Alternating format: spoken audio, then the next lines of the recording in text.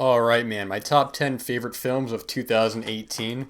If you want to skip the introduction and the rules, you can go ahead and look at the timestamps posted below, whether you're listening on YouTube or Spotify. I'm going to go over the introduction briefly in case this is anyone's first time listening to one of these list videos that I've made. Just going over what qualifies for the films and what will go into the rankings, man. So, what this is that every 4 months I randomize a year from 1930 to the previous year, which this being November 2022, it'll go up to 2021, and then next year it'll go to 2022. And that randomized year, I give myself 4 months to watch as much as I can from that year, primarily hitting a lot of the big heavy hitters, a lot of the winners of that year at the Oscars, at the Palme d'Or, as well as a handful of whatever I can just get my hands on, you know. And then after those 4 months, just do a top 10 favorite of that year, along with an overall ranking at the end of the list. The previous years have included 1998, 1958, and 1956. So the next top 10 video will come in March of 2023. For a film to qualify, it had to have been seen publicly outside of a festival that year. So it doesn't matter if it played in one theater in Rio de Janeiro or it played in 2,000 theaters across the United States. It had to have been seen publicly outside of a festival. There are many films that premiere at festivals that don't get releases until the next year, and it doesn't have to be a theatrically released film either, as long as it was released, whether it be on a streaming service or theatrically or straight to video. It doesn't matter as long as anyone could see it in that year to qualify. It seems like every list there's a couple films that keep popping up that do not qualify. The one film that I kept seeing pop up on lists was You Were Never Really Here, which is listed as 2018, but it actually wasn't released theatrically until 2019, so it will not qualify. As well as feature films only, and for it to be a feature film, it has to be at least an hour, is kind of where I've had it. So on the last top 10, The Red Balloon was one that would have made my top 10 of 1956, but that is a half-hour short film, so it will not qualify for the sake of this solely being a feature film. But when I say feature film, that's what I mean about an hour. It can even be like a TV movie if so need be, which I haven't had that issue yet. But that's all that really matters here. And then at the end of like I said, at the end of the list, going to go through all just quick rankings of all the films.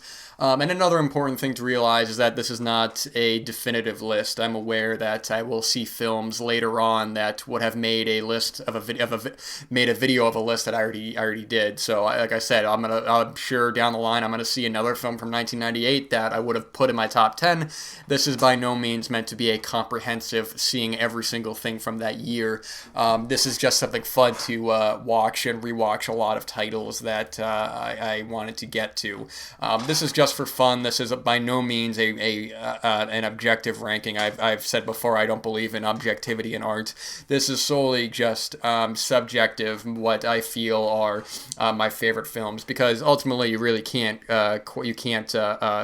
put art like this side by side. I mean, I look at my top 10 right here, and I have very many different kinds of films here that all have their strengths above one another in their own way. The entire list as well. There are critically acclaimed films that might be a bit lower, and there are not as critically acclaimed films that be a bit higher. It's all subjective. It's all for fun. I wouldn't take it too seriously. This is just a way to turn people on to some films they may not be aware about, or films you were familiar with that you hadn't seen yet, or just for a fun list, man. This is all for fun, and I wouldn't take it too seriously, man. But that's all I gotta say. So without further ado, man, let's just get right into it with number 10. At number 10 is a documentary. There are plenty of war documentaries, but I've never seen one truly like this, man. From Peter Jackson, this is They Shall Not Grow Old. At any given moment, we can expect to be shelled. And you've got very little protection against that. And then you'd hear a mild pop as the gun fired 5 miles away. Very good. And in the 5 or 6 seconds it took them to count, you can pass through quite a number of psychological changes.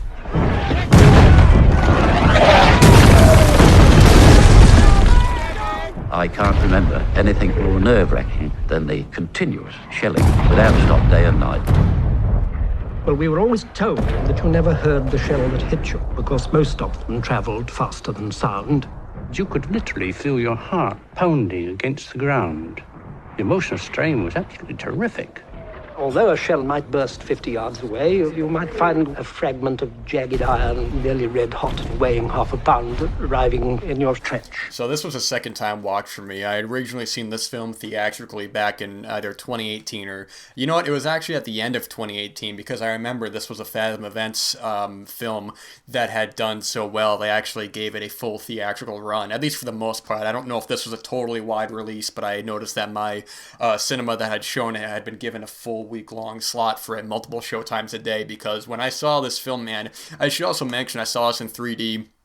I mean, the audience, man, it was damn near sold out. It was it was just really great to watch it with an audience, man, because seeing this film theatrically, I think if you had the opportunity to, it was truly remarkable, man. Just to watch the trailer was one thing, but to see this film when it makes that turn, I mean, geez Louise, man, it truly makes the hairs on your arms stand. It's the power of visual art, man. What this film is you have Peter Jackson, who originally was given a task of, now I'm going to get some of this information incorrect, so I do apologize, but essentially he was given a bunch of archival footage from, I think, a World War I museum that they asked him to do something with the footage, and so what he did is that he painstakingly went through and not only colorized the footage, which we've seen before, but he went just the next 10 steps, and he fixed the frame rate on this, so you watch a lot of old film footage and everything looks fast. That's how films were shot back then, but he fixed the frame rate so it looks as good as can be. He added sound at certain times, or he added sound to because the film is primarily narrated, but the one shame about this is that I rewatched the streaming, man, and when I saw this film theatrically, there was about a 30-minute documentary afterwards about how they actually went about to make the film and how they were able to reconstruct the footage, as well as getting in. They looked up the guns that were used, and they found those guns and shot them off, and they had mouth translators, guys who can or lip readers, and they found what they were saying, because there was even one part of this film, man, where I think there was one piece of footage where for a while they didn't know what this one person was saying, and they eventually got this translator to crack the code, and it's just inexhaustive, man. It's going beyond the realm of just simply colorizing it, which would have been phenomenal as is. But you look at a guy like Peter Jackson, and regardless of what you think about some of his films, I love some of his films and I don't love some others. You can see all the way from bad taste to even something like his 2005 King Kong, which admittedly I wasn't a fan of, but you look at the he goes through the effort to redo the lost spider scene, man, for the Warner Brothers re-released Blu-ray of the original King Kong, because I think he did it around that time, and he's a guy who truly loves filmmaking, man, and I know he got kind of known for all the Lord of the Rings films, and then those are fine films and all, but you look at even something recently like I didn't watch it, but all the people were talking about the Beatles Get Back and restoring all that footage and stuff. He's a guy who just truly loves filmmaking and gave us such an incredible film here. The film, I mean, when the way you watch it, man, it's incredible, because you have that jump about 30 minutes in or so when the film does that pan into the footage, and it looks, and the frame rate is fixed. There's color there. I mean, it is just as beautiful as can be, and that would have been fine as is. But the way the film goes along is that you have these different, you have different narrators going through talking about. It's not quite as grim as you would expect it to be. We all know the horrors of war, and the film definitely doesn't shy away from that. There is a lot of dead bodies in the film, and especially colorized. It shows truly the brutality of wartime, and just they show just these young men who just got brutalized, man. It's just senseless. I mean, senselessly, man. It's war, man. War is just senseless, but they show it here, and under the best possible conditions with a lot of these soldiers, who a lot of them came back and a lot of them didn't, but the ones who went there, telling their stories, telling about the ups and the downs, and how some would do it again, others weren't. It's not one way or another. It's not a propaganda film, and it's not an anti-war film. It's just the footage the footage narrated by those who were involved with it. And at the end of the film, it has a remembrance of Peter Jackson's grandfather who fought in World War One. I mean, it's pretty incredible, man. You watch the film, and as you're going along, you forget that you're watching footage that at this point is 100 years old. I mean, practically 100 years old. I don't know when exactly World War One started. I think 1914, to my knowledge. I might be wrong about that. But essentially, you're watching footage from the 1910s, and you forget all about it. It's just crazy. You watch it, and how much has changed and how much hasn't. And as well as in the documentary that I mentioned after, the 30-minute documentary, they even revisit some of the locations that were used during World War One, and they show like one of the trench areas and how it is now. It's like it's in like a giant field and stuff. It's incredible, man, and it's important that we look at this footage and we can look at what has changed and what hasn't changed, man. I mean, it's still senseless wars, man. It's not a political film. It's just showing how it was and the brutality of it, man. And you know what the great thing as well, man, is that it doesn't overstay its welcome, man. It's a brisk hour 40, man, and it flies by. Because you have prologue and epilogue of this black and white footage of boys going to war and the boys coming home, as well as all the color footage as well. And it just seals itself up so nice. When this was over, I was just astonished. I was like, well, I've been watching this for an hour and a half. I mean, an hour 40 minutes, man.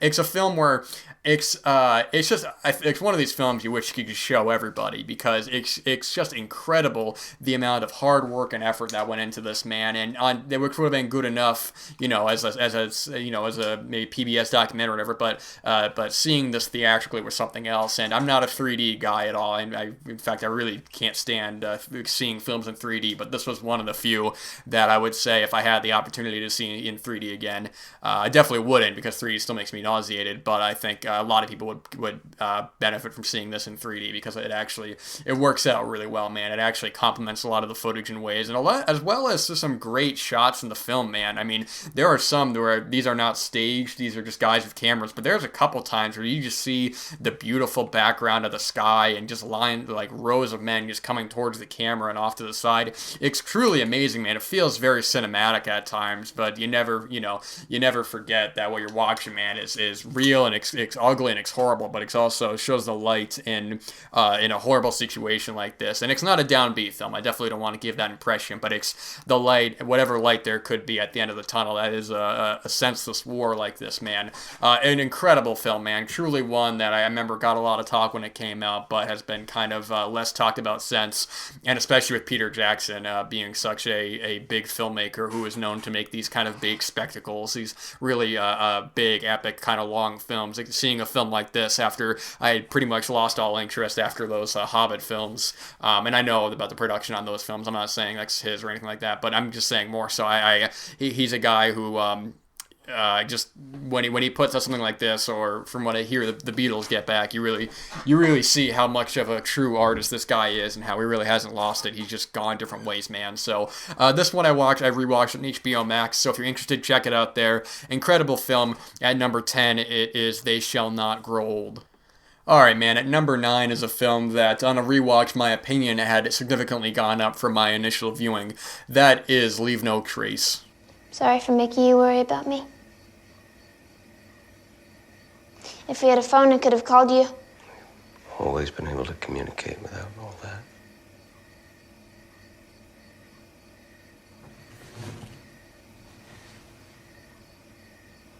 I think it might be easier on us if we try to adapt. We're wearing their clothes, we're in their house, we're eating their food, we're doing their work. We have adapted.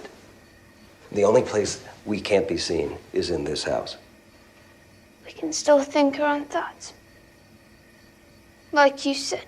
So this was a film that when I initially saw it back in 2018, I didn't get an opportunity to see it theatrically. It played by, but I just didn't see it for whatever reason. But when I eventually seen it after hearing so much talk about it, it was one that I remember not having any real strong opinions on. It didn't leave much of an impact with me. I thought from a purely technical standpoint, everything was well done and everything was fine, but it didn't really do much for me. So needing to rewatch this for the show, it's definitely one that had benefited benefited on letting it sit with me for a couple years, because it's one that I hadn't forgot about. I think as the film was going along, there was nothing that I didn't really remember, but it's all about just getting to rewatch it with new perspective and getting all this time away that really kind of benefited the film overall.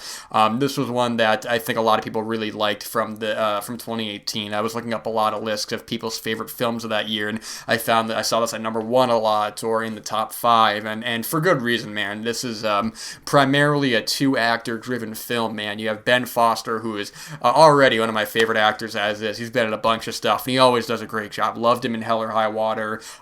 Recently, he was in the film Hustle, which he was great in. He's just a really terrific actor. In fact, I even remember him from My Name is Earl, crazy enough, But you also have Thomasin McKenzie, who's an up-and-coming actor, and she's just phenomenal. I haven't really seen her in a whole lot of films, but what I have seen her in, I mean, she does a very good job here, man. She really bounces off of Ben Foster's character well.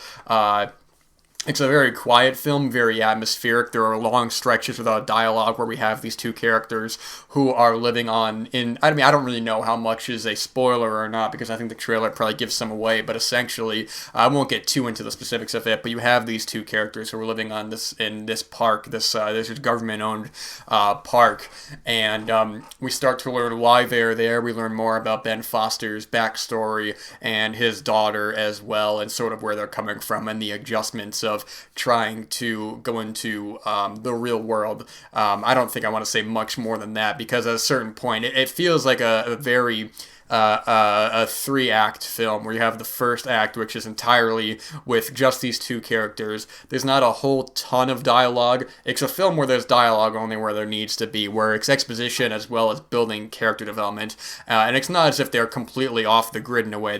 We see them going into town when they need to, and getting supplies when they need to, and just living out in these woods, and being very survivalist. So if the time came where they were being hunted after, or they're being looked for, they knew what to do, and they have all this stuff set up. And the second act of the film is sort of the being in a different environment, so to speak. And that's really where I'll leave it at that, where they're basically, I know I keep saying leave it at that and then I talk about it more, but they're basically forced into a more traditional kind of a living situation and the troubles that come along with it, without being melodramatic, or without being very silly, because it's very easy for a film like this, where it's easy for the script, where halfway through when it makes that change, a lot of other films could have done a very obvious kind of adjusting to a new surrounding, while having these big these scenes where these actors have to go big, or they have to have these big monologues to I call it the Oscar bait moments, where you have characters who are just going on, and you just see them glimmering with that Oscar, like, yes, this will be the scene they play at the Oscars. And that's not to say for all monologues and scenes like that. What was I talking about recently? I was talking about Pearl, and that monologue in that film is amazing. It's hard to exactly say what I'm saying. I think it's a little more obvious with certain films where you see actors really kind of going for it and really being big when they don't need to. What I love about Ben Foster's performance in the film, and why his performance is so memorable, is that he's an actor, as well as specifically a character in this situation, who says so much with his face, because we learn enough about his backstory, where he's coming from, and sort of what he has to live with mentally, that he doesn't need to flat out say it. And while there are times where the film does hint at it more overtly, there are a lot of times where we just see the expression on his face of confusion or sadness, or having regrets, or not having to verbalize it to the audience, as well as it'd be easy for Thomasin McKenzie's character, Tom, to be a force to get that exposition out. But the script is a lot smarter than that. This is written and directed by Deborah Granick, who, this was the only film I've seen of hers, but I remember when she got a lot of talk back in 2010 with the film Winter's Bone, which was, I think, one of the first Jennifer Lawrence films to really get her public recognition in terms of a new actor on the scene. She also did a film in 2004 called Down to the Bone, which sounds familiar, but I don't think I have seen it. And she did a documentary in 2014 as well, Stray Dog, which I am not familiar with, but it sounds pretty interesting. A contemplative portrait of Ron Stray Dog Hall, biker, Vietnam vet, and lover of small dogs. And there's a cute cute kitten right here, man. That's adorable, man. I might actually check this film out. You win me over with kittens, Deborah Granick. But this film, it's just so great, because I think what initially a big, not exactly a big problem, but I said before this is divided kind of into three acts. It's really more divided into two halves, to be more specific. Whereas in the second half, which I won't talk about, the second half is another change, whereas you have these, you have a different situation that I think when I first saw it, my initial reaction, I think, I don't want to say I felt aimless because I can't speak for how I thought in 2018. But I remember it being a bit of a drop. And while I do think that the first half of this is stronger, and there is a little bit of a lull in the middle, which isn't a detriment to the film, I'm going to say something that'll complement that. But I think where the film goes to at probably the last half hour, I think is the real heart of the film, and is it really sums up the relationship between these two characters and what they're going through. I mean, something happens at the very end of this film. It's just a character that does something that references something earlier in the film that, I mean, I found myself tearing up at that point. It's just a beautiful way it's a very beautiful final act of this film, enhanced by, like I said, these two great performances. I think if Ben Foster and Thomasin McKenzie weren't terrific actors as is, I don't think the film would have worked nearly as well, on top of Deborah Granick's direction of knowing when to include dialogue, knowing when to take in the atmosphere, the contrast between the greeneries of the woods to a more kind of flat and more general kind of living situation. She does that very well, man. And this was the last film that she did, and I'm very curious about what she ends up doing next, because I thought her direction on this film was absolutely fantastic, man. And like I said, it never gets melodramatic. It never gets comical in a way where you could see a film that's trying to get Oscars make the point of this film very obvious. It'd be so easy to do that and make such a forgettable, while be it probably still good film, but the acting, the writing, and directing is so much smarter than that, and that's what enhances this to the next level of being one of the year's best. Really love this film, man. And the thing is, this is kind of why I love doing these lists, because it allows me to get new perspectives on films that whether or not it increases or decreases opinions, I do think it is very important to rewatch films, especially now. I know you have people like Pauline Kael who were very adamant about not rewatching films, and you can't really compare that situation to now, whereas she was going to the cinema. Her situation was way different than now, where you had to actually go to the cinema, go and do this. But there are just plenty of films that you really need fresh eyes on, and whether you know how you feel 5 minutes, 5 days, or 5 years later, man, you good art stays with you in a way that makes you reevaluate what your opinion on it was. So I think a lot of people know about this one. A lot of people have probably seen it, but in case you haven't, I think this film is available on Amazon to my knowledge. I'm not sure, but either way, really great film that actually leave no trace at number 9. From one of my very favorite filmmakers, Lars von Trier's The House That Jack Built. I've never yelled at you before, Al, but I'm about to now. What does that look like to you? What does that say there? 30-06. 30-06, that's correct. Yeah. It also says Full Metal Jacket. And when I look inside, get me a goddamn box, Al, and this time, make sure it's got Full Metal Jacket bullets in it. Is it too much to fucking ask that the contents of the box match what's written on the label? I can see that you're right. The label doesn't quite match the contents, but right. what? That's correct. Yeah, but the thing is what I can't see is that the box was bought here in the shop. Well, I buy all my shit here. I have for 20 years. I'm in here almost every other week. What's wrong with you, Al? I'm sorry, I need to see a receipt. Receipt? Yeah.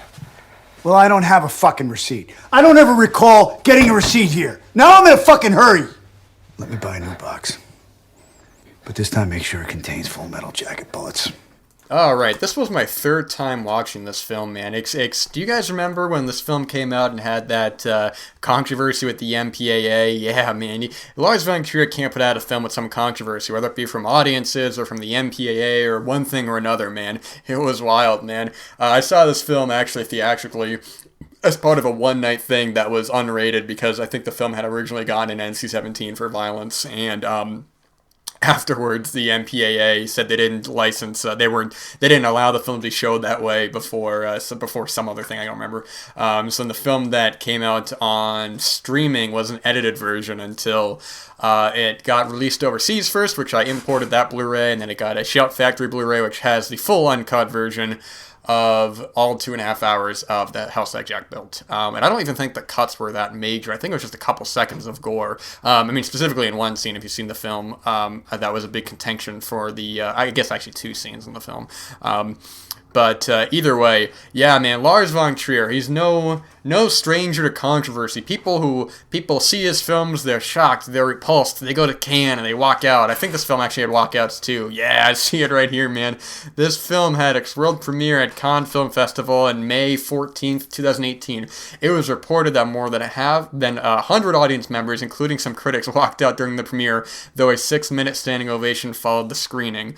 Some of the upset audience members continued to condemned the film on social media for its extreme violence and nihilistic tone. Now that last line is actually interesting because while the film is very violent and very gruesome and upsetting, I think at its core, and this is gonna be crazy, you gotta bear with me guys. Oh, you're holding on to something? That's right, I'm not joking around, hold on to something. Alright, you're not holding on to something, I'm gonna say it anyways. The film at its core is a pitch black comedy. It really is, man, and this last viewing was more obvious. It's a crime film, it's a horrific film. I don't think it's quite a horror film. I look at it more as a character study of a psychopath who keeps getting away with these horrific crimes and varying. I mean, right from the film is broken up into 5 segments where you have different moments in the serial killer's life. The serial killer, Jack, played by Matt Dillon, who is having a long conversation with the late, great Bruno Ganz, and he's going through some of his kills that he's gone through in his life, as well as his philosophy on a number of different things. If you've seen any Lars von Trier films, he gets very philosophical, and this has a lot of relation actually to Nymphomaniac in the narration, and where you have two characters basically talking about the film, and it takes breaks into characters theorizing about different things. Some things, I understand, some things I don't. And at times as well, it feels almost like a Lars von Trier commenting on his own films as well. I think there was a lot of talk about this might being his last film, which I hope isn't true. I hope we get more films from him, but I think that came through during one sequence in the film that had clips from many of his films. So that was very something that was very.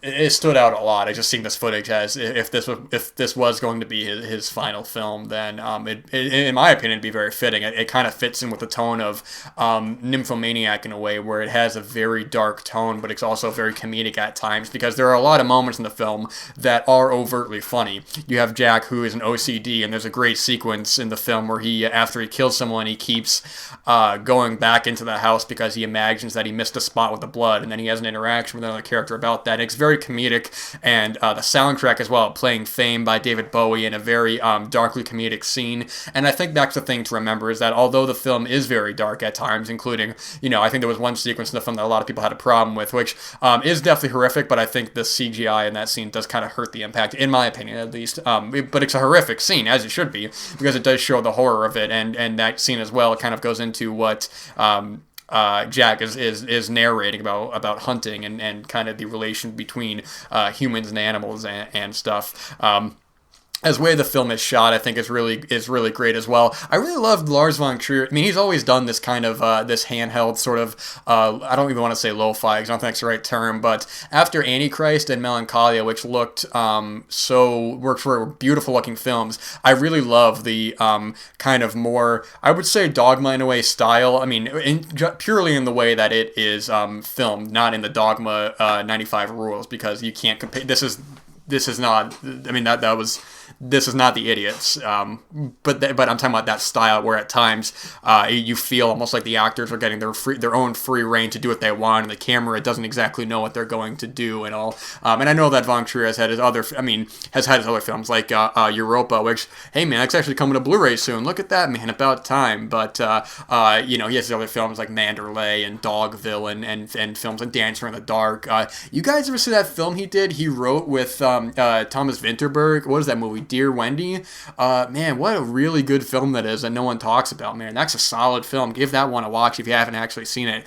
But I really love this film, man. Matt Dillon, he's an actor who I've always liked, but seeing him in the film, he's got a lot of charisma, man. He's very charming, he's very funny, but he's also very scary, man, at the same time, because there are multiple sequences in the film where the tone of it, where him and the script shift so well. One of my favorite sequences in the film is also another great actor working, whose name I never know how to say. Is it Riley Keough? I have no idea how to say her name, man. You guys know she was related to Elvis? That's crazy, man. It's wild. But that whole interaction, it starts off as very as one thing, and then it gets very comedic in a way that makes me laugh out loud, and then it ends very horrifically, but then it ends very comedically again. It's just like the way that it bounces the tone, which I think won't work for some people. And Lars von Trier is a filmmaker who people are you're either on board with or not. He has a very distinct style, and if you don't like his previous films, then I'm not gonna make any guarantees. There's no guarantees in life besides you live and you die.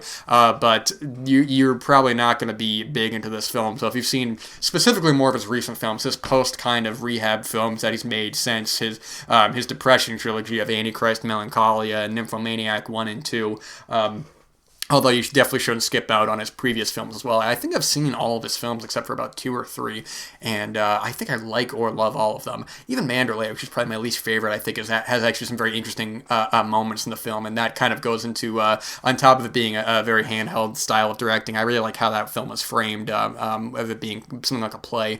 I really like that as well. But as the film goes along, it's 2.5 hours, but it kind of flies by for me. I think it helps because it's broken into segments, and the editing as well. It's a slow film, but there's also a lot of interesting editing. Lars von Trier likes to cut to a lot of stock footage, a lot of different pieces, and I liked a lot of the flashbacks that he did, a lot of the stuff when Jack was a kid, and shows his, not exactly his upbringing, but kind of how this evil has always kind of been in him, and he's always gotten away with these horrible things. As well as I was talking about before, the violence in the film. There's a moment in the film that I think shocked a lot of people as a kid, which I think is in the trailer, and yeah, it rightfully is horrific, but it just goes into the tone of the film where you watch that and it's very dark and it's ugly. It's like, oh man, but hey man, that happens, and but then you get many moments in the film where it is very comedic, yeah, man, this was my third time watching, and I've just loved this film since I first saw it. I think even if it wasn't directed by von Trier, which I'm fully willing to admit that for all of us, man, jeez, I'm unprofessional. You see a lot of films, and you go to see a new film from one of your favorite filmmakers. I think on some level, man, even if you don't want to, there is going to be a little bit of a bias. And that's not to say I love all of von Trier's films. I was just saying Mandalay, I'm not really the biggest fan of that film and all that, but it's still interesting. But what this film does, the different stories, the different characters that come in and out. Jeremy Davies has a small part in it, and he's really great in the film. Uma Thurman plays a very obnoxious character in one of the beginning sequences of the film, in a very comedic scene where she just keeps poking him and just saying, "Oh, I bet you're a serial killer, you're gonna have to kill me," and this and that. Not exactly verbatim, but you got what I'm saying. She was like, "Oh, that was a bad idea. I shouldn't have gotten in this car with you. You don't really look, you look like a serial killer, but I don't know." It's very funny like that. Not gonna be for everybody. I totally get that, but I completely love this film, and it's just one that has, on my third watch, I still love it, man. And Lars von Trier, God bless him, man. I really hope that he has another film in him, but if this is his last film, he's been doing this for a long time. If this is his last film, man, and I know he's got the Kingdom TV series, which I think was done previously, but he's continuing it now. I'm not exactly sure about that. Okay, yeah, it looks like season 3 is coming in November, so I might have to keep an eye on that, even though I don't watch TV. But either way, love the film, love Von Trier. I can say it 100 times, I'll say it 100 more times, man. This is one of the best films of the year, and one of the best films in Von Trier's filmography, and which is crazy because it's a later film, and how often do you have filmmakers, later films, be one of their best? Who does he think he is, Scorsese? Alright, man, at my number 7, that is The House That Jack Built. Speaking of Scorsese, hey man, this guy was in a Scorsese film. We have Jonah Hill's directorial debut, mid-90s. Hey, y'all not supposed to be around here, get the fuck out. Hey, come here. Shut up. Don't throw rocks at me. Fuck you. Little man, get the fuck off the property, all right? Here. Hey, come here. Sunburn, what are you doing? Don't get fucked up like the rest of these little niggas. Come here. Sunburn is a rental cop. Don't let me get you fucked up. Come here. You're not even a real cop. Sunburn. Stevie, This nigga's a rent-a-cop. Hey, no, come here. Shame to you, rent-a-cop. Fuck you, nigga. I make more than all you. Nigga. Yeah, fuck you. What the fuck you doing skating with these white boys? Niggas don't skate. Your surf's up, motherfucker. That's who you think you are? Hey, the little nigga with the Toys R Us badge, come you here. Can't say nigga, I don't think. You fucking Sheryl Crow looking motherfucker. I don't know who that is, but bitch, fuck you. You look Samoan, motherfucker. Nigga, You a Samoan ass nigga. Alright, that was funny. That was pretty funny. That was funny. Get the fuck out of here. Another film that benefited from a rewatch, man. On the second viewing of this film, I just loved this film, man. I was completely engaged with this from beginning to end, and what a confident and interesting debut from Jonah Hill, who's become one of my favorite actors as this man. I mean, all the Judd Apatow stuff is fine, I like Superbad, I like, This Is the End, those films are fine and all that, but, he's one of these guys who, the past, 10 years, he's been doing so much interesting, cool stuff. I didn't see Moneyball, but I heard he was very good in that, and I think that was the first time I heard him in that film where he wanted to take more dramatic roles, or at least not as, big comedic roles. And he's done comedic stuff since, like 21 Jump Street, I think is very good, even the sequel as well, but he's been in a lot of stuff since, like War Dogs, which I think is actually a good film as well. That it's just I think he's become one of the most interesting guys working right now, and it's really interesting to see his career trajectory, man, but in a good way. So this was a film that, importantly, I should probably say up front that mid-90s, it's a film that could easily have been just a nostalgia fest of a time and a place where you remember you were and your friends skateboarding, listening to punk music and all that. Let me tell you, man, I don't have any nostalgia for this era. In fact, I hate nostalgia. I think nostalgia is a detriment to artistic creativity. This was not my scene when I was in the 90s, or early 2000s, I should say. I tried to skateboard once, and I fell, and I said, never again, man, that is not for me. I can't skateboard, so I gotta go into this thing. I don't have any kind of emotional stake in this period of time, or these kinds of people, I didn't know people like this, so I'm just coming at this from my own kind of general film watching perspective. But even with that said, terrific film, man. We follow this main character, what's his name? Stevie, played by Sonny Soljic. I can't pronounce names today. You guys remember him from The Killing of a Sacred Deer? Yeah, he was the son in that film, man. Oh, man, what a crazy film that was. Great film, though. He was also in The House of the Clock and Its Walls. He wasn't the main kid in that. I think he was one of the other kids. Maybe been the bully. I don't remember. It's been a while since I've seen that film. Anyways, man, but so he's living with his single ma and his brother, man. His brother played by another one of my favorite actors working, Lucas Hedges, and his ma, another one of my favorite actors working, Catherine Waterston, who's not in the film enough, which is a problem with the film. I do wish we had more in the film, because she is a very interesting actor that I'll always like to see more of, man. But they're both great in the film, but he's living with his brother, man. And his brother is really awful to him, man. I mean, he beats him up viciously, man. Just gives him bruises, makes him bleed and stuff. I mean, he's just a kid who doesn't really have any real friends. He's just kind of hanging around, tries to be good, but, general kind of kid behavior stuff. He, does things that he shouldn't, man. And he just eventually gets involved with a crowd of skater kids, man. And the kids are what's so great about the film is, they're jerks, but they're, realistic jerks, where they're obnoxious. They're kids, man. They're teens, where they do stupid things, they say stupid things, they act stupidly in a way where I'm like, man, I would not hang with these kids. But it's not an off-putting way where you're like, man, I don't want to watch a whole film with this, because it's one thing to have obnoxious characters, but if it's to the point where you just don't want to watch the film, man, because you don't want to beat those characters, then you failed right there as a writer. And thankfully, Jonah Hill did not fail as a writer, because what he does with the film is that as he goes along, man, we start to see Stevie kind of interject himself with these kids and start to try to find his own way growing up, man. It's really a coming-of-age story of him and these kids who are basically them against the world. They're going out there, they're skating, they're saying un-PC things, they're listening to loud music. You got one kid running around with a camcorder. But they're also fleshed out, man. We start to learn more about the characters, and one of the and I think a lot of this film are first-time actors, man. Now, Sonny Shoulder, Catherine Waterston, and Lucas Hedges are not, but I think a lot of the other kids, I think, were either first-time actors or hadn't really done much before. One of the kids, man, I wanted to bring up, who plays one of the main kind of friends, is this kid Ray, played by Nakel Smith. who is really great in the film, man. There's one sequence in the film where he talks to Stevie, kind of giving some perspective after something big happens, kind of giving a morality check of some of these other kids and where Stevie's at in a way that feels realistic. It doesn't feel like, here's the point in the film where the character explains what's wrong with the protagonist and how he needs to fix himself. Because ultimately, Ray is a flawed character as well. But Ray does feel like a very honest character. When he has that sequence with Stevie where he wants to talk with him and be a little more down to earth with him, it feels honest, it feels rewarding, it doesn't feel scripted. I'm very curious how much of the film is scripted, because a lot of times you have a lot of overlapping dialogue and a lot of reactions that seem very genuine, a lot of laughter and stuff. It's all great, man. And Stevie as well. I mean, when you have a kid like this who has to lead a whole film, he better be a good actor, man. Because if he's a bad actor, you just brought down your film, man. And thankfully, he is a very good actor, man. Really, everyone in the film, you know, even a lot of the first times, man, who would be easy to kind of go like, well, they're a first-time actor because, you know, they just...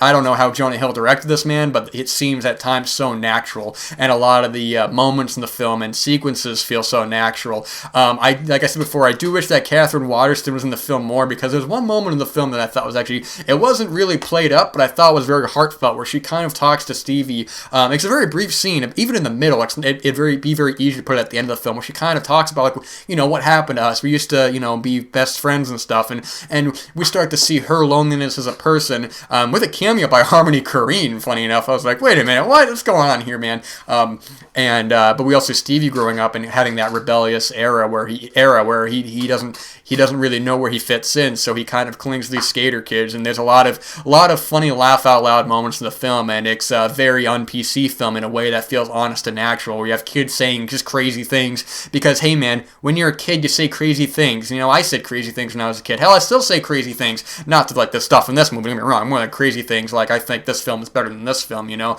but that's all in the eye of the beholder. I'm only messing around, you know. Don't say bad things, guys, it's not nice. But yeah, man, I just love a lot of the sequences of them together, and the way the film ends. It's not exactly the end of the story, but it's a good stopping point for the film, because it doesn't overstay its welcome. It's under an hour and a half, and it flies by, man. It flies by like a kid on a skateboard. And what I was saying before with Leave No Trace, on a second viewing, my opinion of this film just went... Actually, my opinion on this film went way up, because the first time I saw it, I liked it a lot, but this time, for whatever reason, man, I just could not get this film out of my head. There's so many sequences I just kept replaying, and so many moments that are funny and sad and honest, man, in a way that seems so natural. And again, I just can't wait to see what Jonah Hill does next, man. I'm just looking forward to whatever film he does next. It's such an interesting, great film, and one of the best of the year, man. It kind of goes without saying. I don't even know why I said that, because on the list, of course, one of the best of the year. But love the film, man. I watched it on Amazon or something. I try to say where I watch these films on. I should also say what the hell's that Jack Belt. I had the Blu-ray of that, but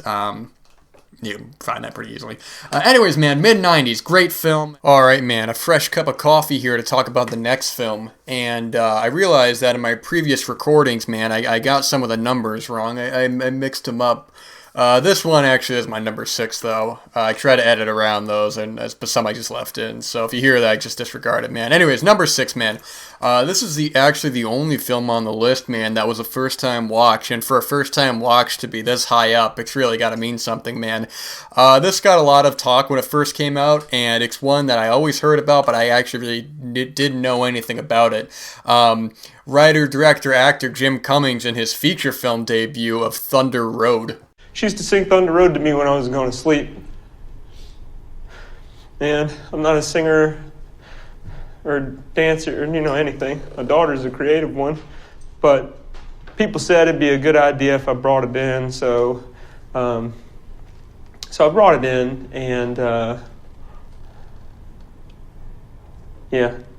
So I'm going to sing it. Okay.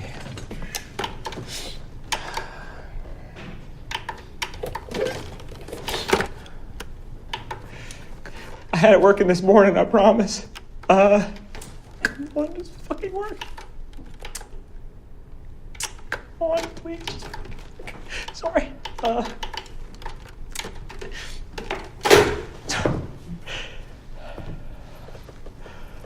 It's not gonna work. Yeah, could you do that? That'd be great. It's track 4. Thank you so much. It's a beautiful song. How do you explain it? It's a song about this guy telling this girl to leave their small town forever, to change their life. Should we just call the manufacturer? Change their life forever for the better. And my mom really loved it. It's not going to work. No, he's saying it's not going to work. I'm sorry. Well, typical. I don't even know if it's going to work without the song, to be honest with you, but I did a lot of planning for it, and I love my mom, and so I'm just going to do it. And I don't know what else to do, So as I suspected when I initially watched the film, this is based off of short film, actually. You look at Jim Cummings' filmography, and he's somebody who's well-versed in his short films. He just has a bunch of them, and the whole opening of this film, which takes place at a funeral of Jim Cummings, who plays the main character, Jim. He's giving a speech at his ma's funeral, and it's an incredibly well-done scene, because this single scene right here really sets the tone for the entire film, because it's an interesting kind of film to describe, and Jim is an interesting character to try to grapple with in terms of how do you explain a character like this to somebody who's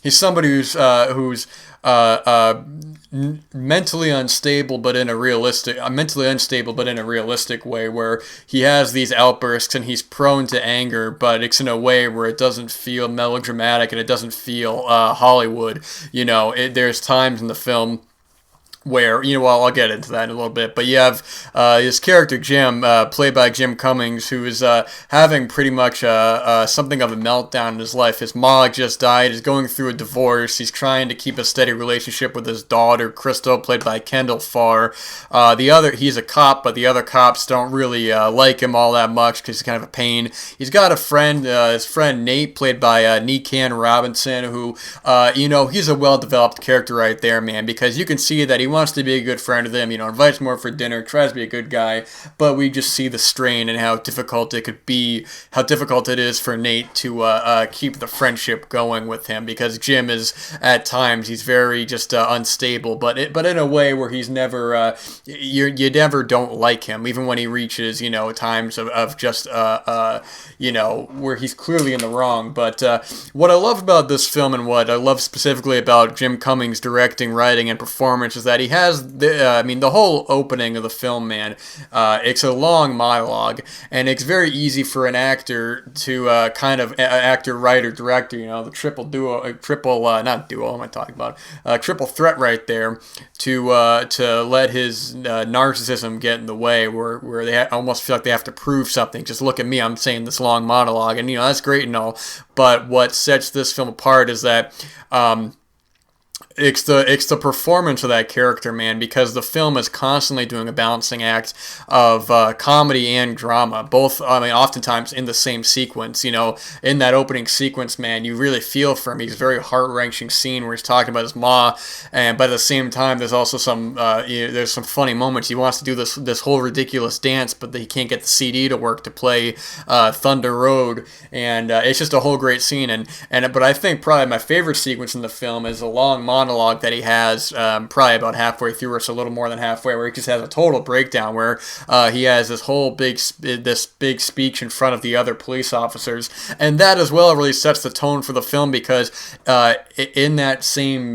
sequence you're constantly shifting, man, because you really feel for him. He's pouring his heart out into the scene, but he's also stripping down into his clothes. They want all of his clothes, and it comes to the point he says underwear, but it's comical, but it's so heartfelt and sad and emotional. But then you have another character who comes in. Jim will yell, "Hey, remember that time you got me breakfast?" And the other cop will go, "Yeah, I remember that, man." And Jim will go, "Oh, thanks, man. I really appreciated that."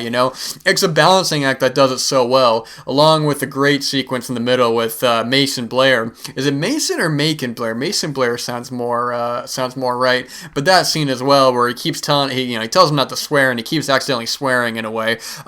It's great, and it's not just the Jim Cummings show. It'd be easy for him he isn't the whole film, but I think what helps him is benefited by a lot of the secondary characters as well. I forgot the actor who plays his sister and his wife, man. I'm gonna mix up the names. You have Jocelyn DeBoer and Chelsea Edmondson, man, and I apologize, I don't remember which one is which, but they both do really great in the film, and especially with his soon-to-be ex-wife. I don't remember if they were actually divorced or not in the film, where they were going through a divorce. I'm pretty sure they were divorced, because she had another boyfriend at that point, or something like that. I don't exactly remember, but either way, the film doesn't make either one of them out to be the bad guy in that situation. Also, I should say that I believe his sister is actually played by Chelsea Edmondson.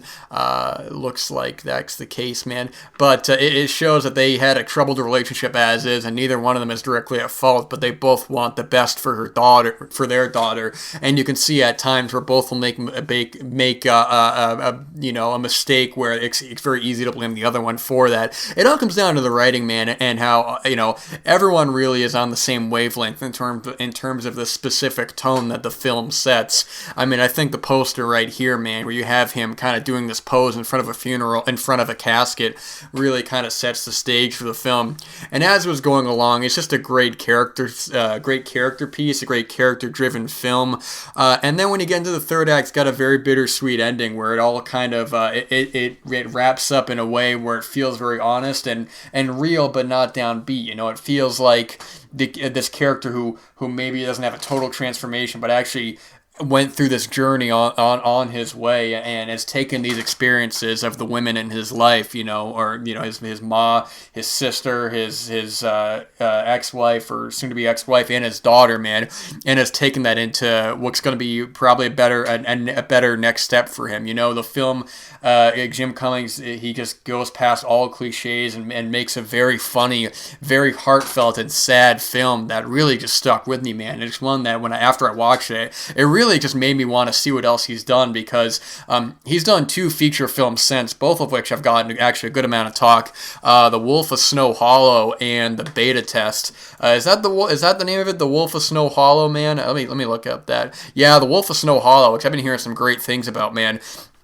I'm not really too familiar with Jim Cummings' background. I guess he's done some visual effects work. He's been a producer on a lot of stuff. He's somebody who this ain't his first rodeo, man. This is not an overnight success of this film, man. You just look him up and you see all the work he's been involved with and all the other films he's produced, and it's just a true artist, man, and really just gives it his all in this film. It's a hell of a feature debut, man. He just totally knocked out of the park, and after watching this film, it just makes me want to. It really made me want to just follow up with this following 2 features, man, which both of them I've heard are fantastic, actually. So yeah, man, Thunder Road, really love this film. Just one of the big highlights of the year. I watched this on Canopy. I'm sure it's probably streaming elsewhere as well if you're looking for it, but check it out, man. At number 6 is Thunder Road. And actually, funny enough, man, what was it? The Robert Mitchum film Thunder Road. That was 1958, which I also did that list as well, and that film didn't make the list, but it's kind of funny, man. Second list we got with a film called Thunder Road, man. Anyways, I'm gonna stop it right there, man. This chair keeps squeaking, and this cat wants attention. I'm gonna give this cat some attention, and then we're gonna go into number 5. All right. In honor of the late, great Peter Bogdanovich, we honor him with my number 5 pick, directed by the late, great Orson Welles. We have The Other Side of the Wind. What's that about the movie? You mean the one... We don't talk about the movie. Try the Baron here. Under torture, he might squeal a little. He writes the scripts. So Mr. Hannaford likes to say. Please, don't pretend to be stupid. Now, you're supposed to be the brainy one in this club, or this clan, whatever it is you call it. It's a highly informal organization, lady. The tape that we were hearing, the subject is God. Is he a member? She. We're all ruled by the wind, aren't we, lady? So if the Lord is a lady and God's will is her will, then we can all relax and stop expecting the universe to be logical. You heard the man, lady. We're right back where we started. This is what rewatches are all about, man. Let me tell you about me watching this film, man. This is my 3rd time watching this, and I have had quite a relationship with this film. Now, I don't think I really need to go too much into the production on this film. If you're unfamiliar with it, this was an unfinished Orson Welles film that there was a whole history of trying to get this film completed until in 2018 we had the great Oscar-winning editor Bob Murawski, along with many other forces, Peter Bogdanovich, Noah Baumbach, Wes Anderson. Everybody kind of pulled together to get this film completed the best way they could, based off Orson Welles' notes, rough drafts that he had, a rough print as well. He had some sort of some completed-ish version. Anyway, that's a whole other conversation. I'm not going to get into that. But anyway, so I knew about this film. I was like, oh my gosh, the quote-unquote final Orson Welles film was finally being finished. And I remember when I watched it, and I had no idea what to make of it. I actually had a pretty strong reaction negatively, which was silly to think of which is silly to look back on, because in whether or not the film works or doesn't, the fact that it exists at all is truly a testament to the creative artists and their legacy living on. And that's not to say that I was like, oh man, that was a waste of time. They shouldn't have done that. No, not like that at all. It was more of just, it was definitely not what I was expecting. And so it was a film that lingered with me and sat in my mind. And I was like, all right, well, I'm going to revisit this film. This was sometime a year or two ago. And I rewatched it. And I loved it. I mean, I loved it, man. I was like, wow, I get it now. I get exactly what this is going for. It may have also helped that before my second viewing, I had seen F for Fake, which was an Orson Welles documentary, which I think this film is close to in terms of editing and filmmaking. That film, that documentary, it feels dreamlike at times, feels very magical, as it should. And watching that and then watching this film, which I didn't watch that too close to this film, but I had that in mind. But being able to vibe with this film, seeing a lot of the humor, getting with a lot of the craziness of it, it was remarkable. So then watching it again, man, the third time I had much more of an appreciation for it. I think this film is almost brilliant. I think this is one of Orson Welles' best films. Now, you got to put that asterisk, man, because we're going based off of many different... I'm not going to get into it. I also want to recommend really quick the companion documentary, which came out as well at the same time, which is also on Netflix. I don't know if I mentioned that or not. This was a Netflix film, which leads me to a point that I said previously in one of the Cozy Corner cinemas, man, that it is a criminal offense. It's a crime. It's a shame. It's a sham that this is not on Blu-ray, man. There's no physical release of this, man. This should be a Criterion title, man. Come on. But anyways, man, what was I talking about before? Yeah, you got to check out that documentary, They'll Love Me When I'm Dead. Everything else I've ever done has been controlled, but I want to go further. It's a story of the last day of the director's life. The darling of Hollywood who fell out of favor. Wait a minute, that's Orson. Is it? Orson, is that you? Everybody will think it's autobiographical, but it's not. Yeah, bullshit. Orson was such a perfectionist. Action! So I think we have ourselves a confrontation. But I fucked that up. Take 21.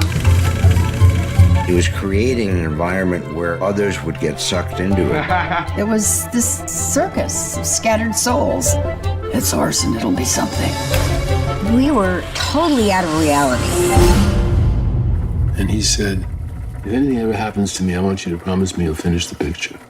Because that documentary goes primarily into the production, into the background, into the post-production, the failed successes of trying to get this made, and overall what it kind of led me with, another documentary from 2018 that didn't make the list, but is also great, Film Worker, about the assistant to Stanley Kubrick. But both these documentaries kind of showed the true grossness of Hollywood, of how they are willing to throw aside these legends who have garnered them these studios and these executives these statuses and made them this money and have done everything for them. I mean, they talk about Orson Welles in the documentary, how he could not get funding to be able to complete the film, and he would have these fundraisers, and they just threw him aside, man, and sort of just like, yeah, all right, whatever, man, you're old news. I mean, geez, man, it's truly sickening, man, because what we have here, and I also got to mention with Bob Murawski, this is not even his first time completing an unfinished film. You guys ever see from Duke Mitchell that Grindhouse Releasing put out, Gone with the Pope? What was the original name for that? Kiss the Ring, or is that for Massacre Mafia Style? Man, I don't actually remember. But either way, that was another unfinished film that Bob Murawski edited. And man, God bless him, man. Bob Murawski is doing the Lord's work, man. He also won, I mentioned before, won the Oscar for The Hurt Locker. And I was watching an interview with him where he was at I don't know where this premiered at, but he was. They basically talked about how he reconstructed a lot of it and stuff. Which I do think that the documentary, The Other Side, They'll Love Me When I'm Dead, doesn't actually touch on any of Bob Murawski's editing stuff. There's a cool clip on YouTube about them shipping the elements to the United States of it, and I think that is very cool. It would have been nice to include the documentary. I would have watched a whole other hour of the documentary just about the editing of this because I find that so fascinating. But the film here, it's crazy to think that. I wonder, I don't know if Orson Welles intended for this to be his last film, but this definitely feels like an epitaph, or it feels like a not an epitaph, that's not the right word. It feels like a conclusion to a long filmography, especially to the ending, which I'm going to get to in a little bit. But we have, the plot is a little loose on this, admittedly. Where basically, we have John Huston, great director John Huston. There's a lot of big people in the film. We'll get to that in a little bit. But John Huston playing this guy, Jake Hannaford, and he has this film that is a really wild, experimental kind of film, which was based off of, what was the Antonioni film? Oh, geez Louise, man, I'm going to forget the name of it now. Somebody's yelling at me, which I'm just going to look up right here, man, because I know I'm going to forget it, and it's, actually, it was Zabriskie Point. I apologize, man. I was looking up Antonioni desert film, and it's giving me Red Desert. I have not seen Zabriskie Point, but it's basically a take on that. We have these characters kind of either wandering through the desert or these long sequences with this woman who I believe was dating Orson Welles or was involved with him. I just had the name up right here. You think I'd be more professional at this point in making these making these videos, but not quite. Or audios if you're listening to on Spotify. The actor is, I just had her name up here. Oh my gosh, this is not my day. Oja Kodar, who also co-wrote the film as well. But basically, the film jumps around a lot. The first half of the film has very sporadic editing. It's a lot of quick cuts, a lot of a lot of funny dialogue back and forth, a lot of actually laugh out loud funny moments, man. It has this sort of this energy that's going through it. All these reporters are trying to get in with Jake Hannaford and interview him, and all these photographers, and they're going to his house, and it's this crazy party, and people are going in and out of the film. Man, you got Peter Bogdanovich, who's one of the main characters. You got a lot of people in here. You have Edmund O'Brien and Cameron Mitchell moved for a little bit. Who else in this film? You got Susan Strasberg, of course, Norman Foster. It's just a crazy. Dennis Hopper has a cameo in the film. Hey, by the way, man, see if you can notice that I drink your blood, I eat your skin marquee. That was pretty cool to see. But it's real wild, man. The first half is really just kind of like this crazy party. They're going back and watching the film. They're analyzing the film. Oh, what does Hannaford mean by this? They had these observations on the film. Is he real? Is he a phony? This or that? Which I imagine a lot of that was. I wonder, with Orson Welles kind of seeing himself in a way through the Jake Hannaford character of this kind of otherworldly kind of filmmaker, kind of like idol sort of person, and the results because of that. The constant culture around these kind of larger than life filmmakers. And then in the second half, what's really enjoyable is that it gets into kind of like this quieter, more meditative place. We have a lot of the music goes away, the editing kind of calms down a bit, and a lot of people go away. We have these long sequences with Jake and just these great long dialogue stretches, man. And especially getting into the ending as well, which I want to talk about, is that I think this viewing of the film, the very end of this film, man, it was like one of those moments that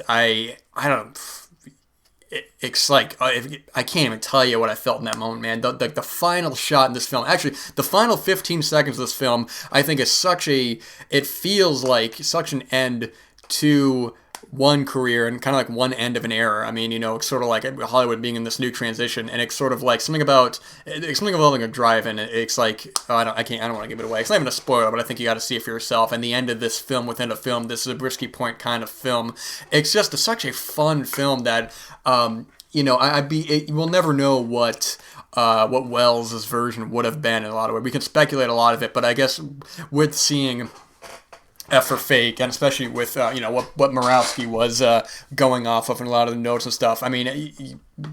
Unfortunately, a lot of the people who are either in the film have passed or are getting older and stuff. So it's a lot of people in this that you gotta have to just taking into accounts or taking into notes or anything like that. Like I said, I do wish that the documentary had gotten into that a little bit more, but I just thought this was such a fun and interesting kind of reflection on a career. And John Huston is a great actor, which, by the way, Danny Huston, his son, does some ADR for him in the film, and you can't even tell, man. There's a couple times where I was like, is that John? Is that Danny? Danny's another one of my favorite actors, man.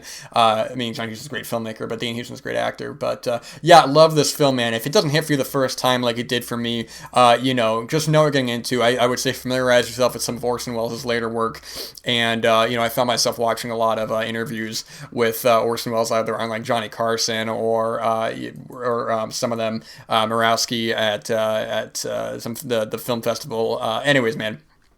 We'll get into it all day, but Other Side of the Wind, love this film. I'm sure if I watch it again, it's going to go up in opinion. But yeah, we really need a Blu-ray of this, man. This is kind of criminal that it's only streaming, but yeah, check it out, man. It's fantastic. At number 4, another film that doesn't have a Blu-ray, and another film from one of my favorite filmmakers. Still alive, this one. We have Don't Worry, He Won't Get Far on Foot from Gus Van Sant. Hey, is this Donnie? Yeah, who's this? Hey, Donnie, this is John Callahan. I'm the neon cripple from outer space. Oh, the man with the tangerine hair? Well, I always thought of my hair as electric orange. But, yeah, that's me. Look, I got your number off the board. I'm calling because I need a sponsor. I do have a lot of piglets at the moment.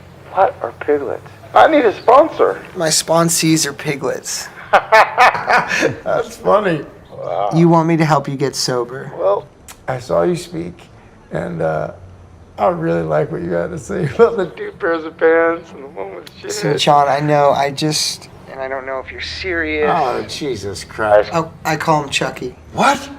I don't know, John Callahan. I'm serious. I am serious. Sometimes I make jokes because I get nervous. But I need something. Every day, like clockwork, at 4 p.m., I get massively depressed. Well, I'm depressed from the moment I wake up, so got you there. Listen, we're having a group talk.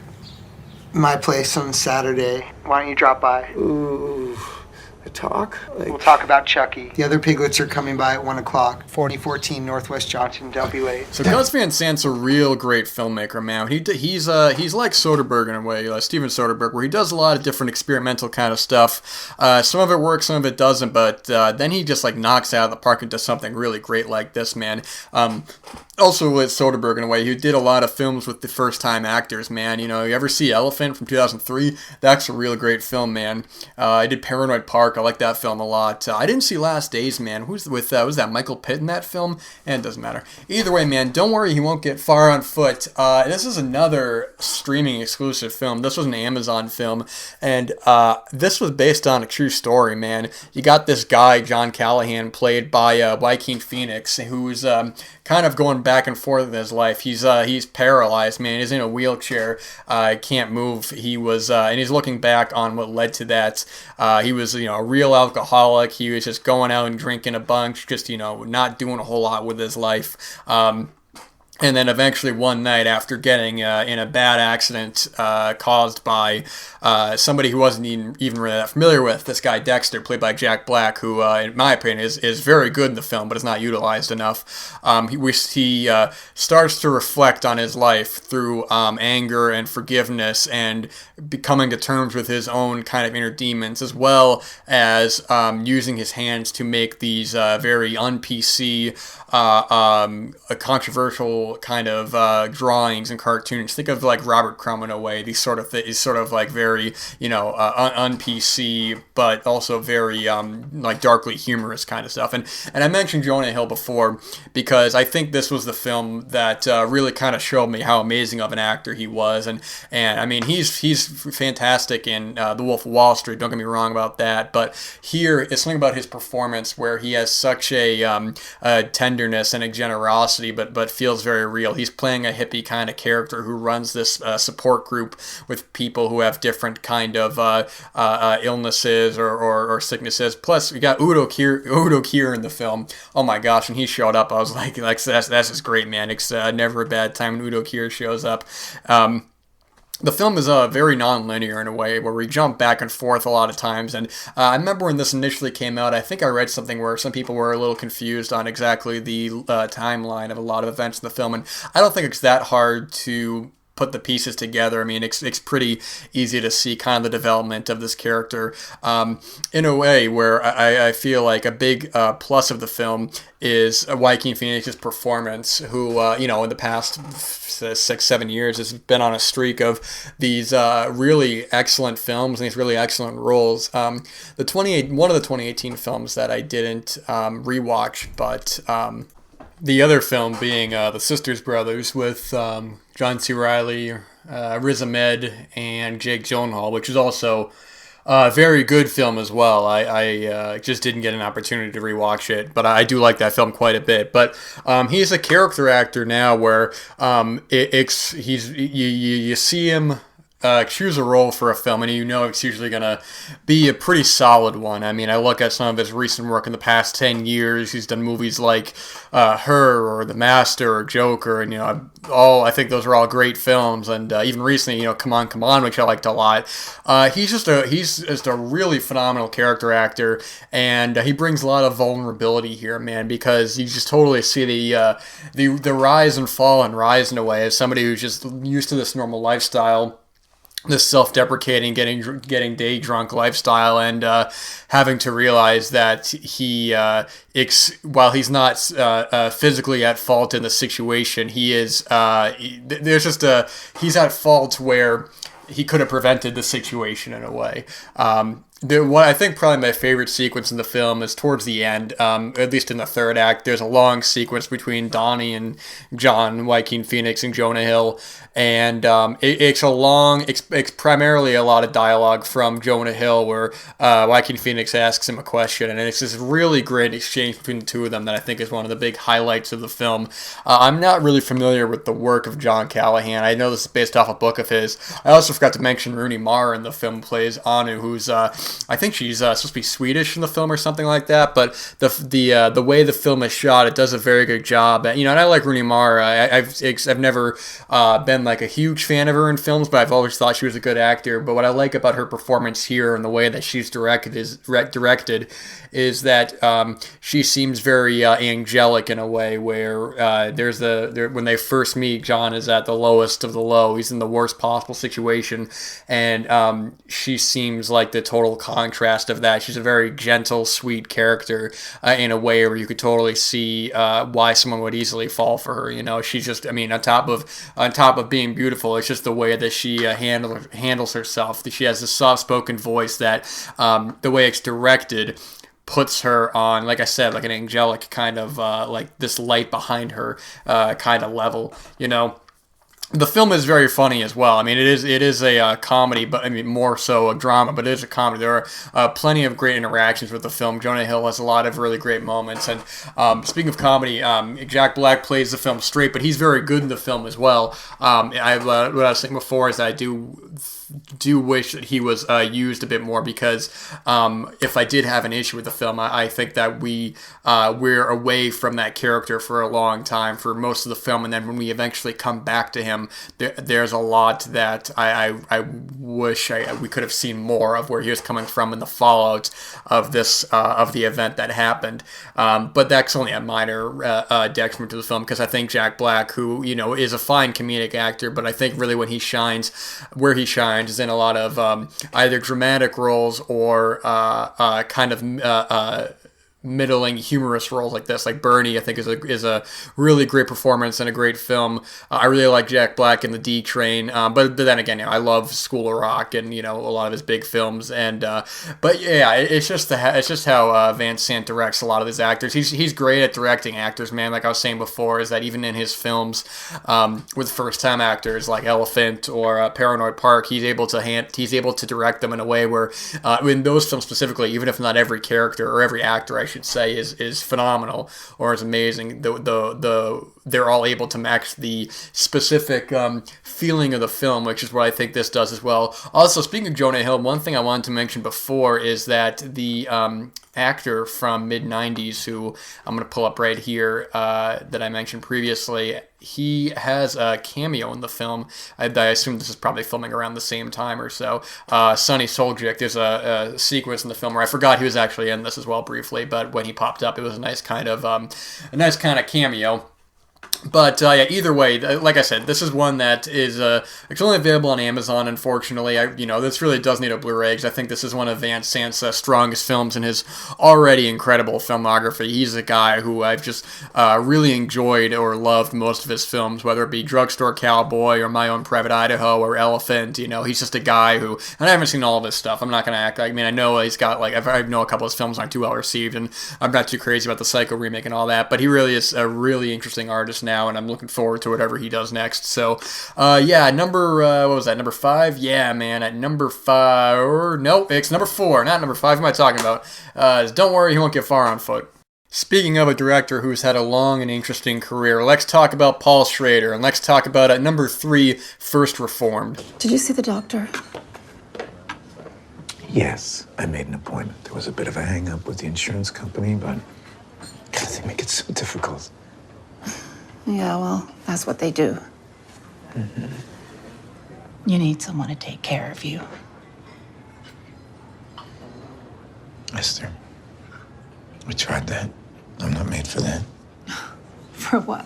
Love? You're not made for love? My marriage was a failure. No marriage can survive the loss of a child.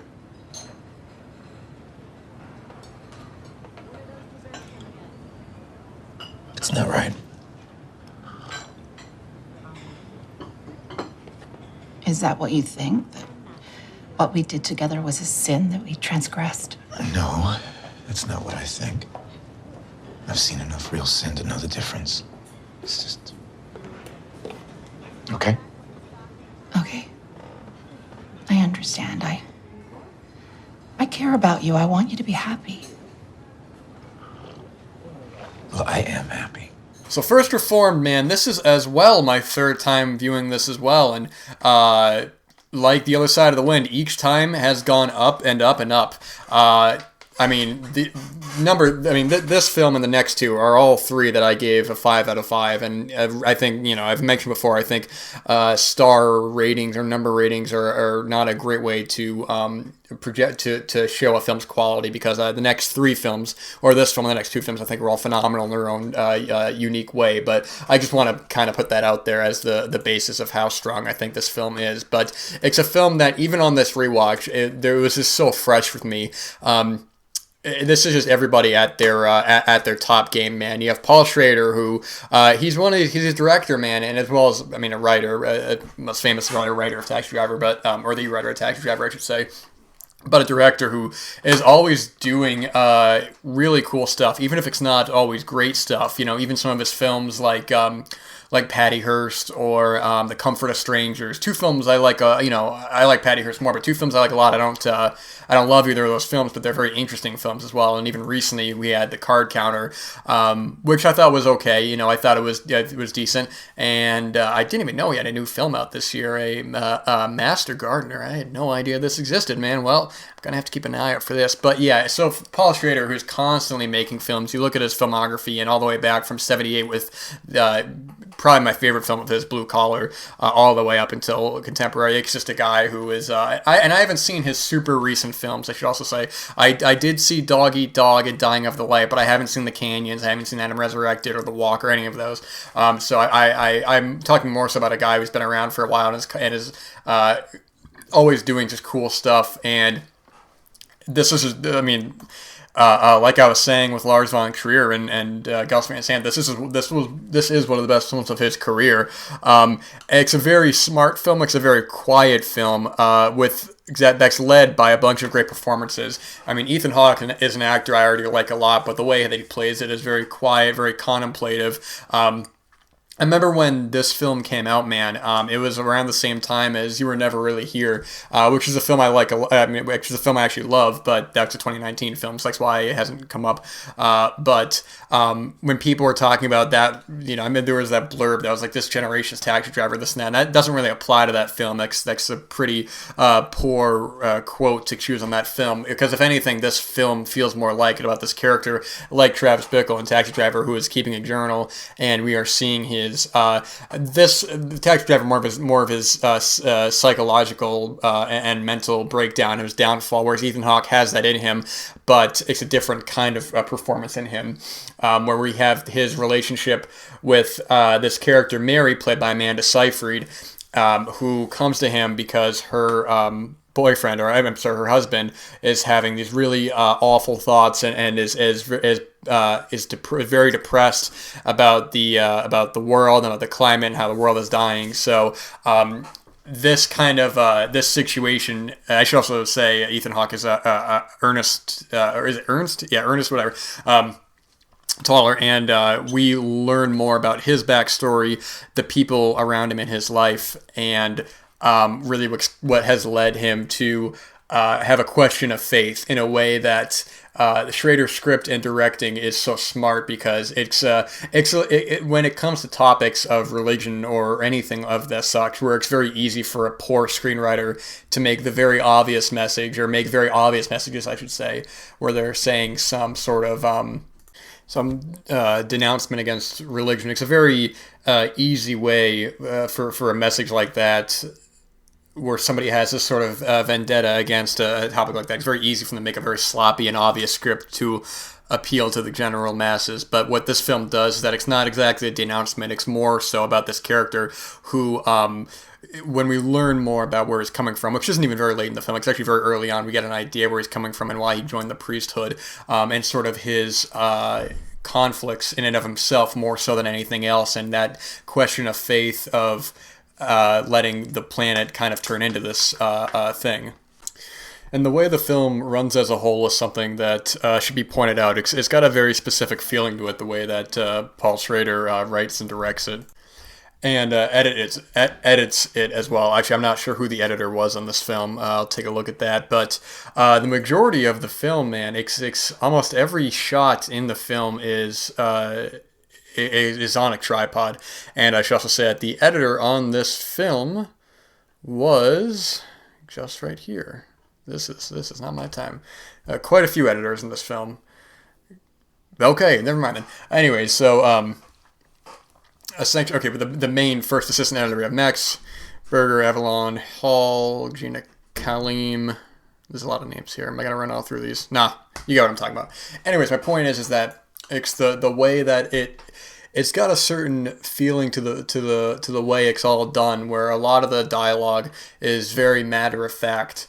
A lot of the shots are on a tripod. There's not a whole lot of music in the film as well. I don't know if there's actually, but besides one sequence that does break these rules, or not even rules per se, but there's one sequence that I don't think I'm still entirely on visually, but it's a good breakout from the rest of the film, as well as having some beautiful looking shots in the film, whether it be the bleakness inside a diner, or one of the great shots towards the end of the film. You have the purple sky with the camera kind of panning forward towards Ethan Hawke. It's all beautiful looking, and the film takes its time as well to really allow yourself to get involved with Ethan Hawke's character in the film. Even a sequence early on, which would be a throwaway in many other films that wouldn't make it to the final cut, but I think adds to the overall kind of feeling of where Ethan Hawke is kind of almost trapped in this church in a way. As you have like just a scene where he's giving a tour and he's just talking about mundane things like one of the shirts being out of stock, or the price of a hat.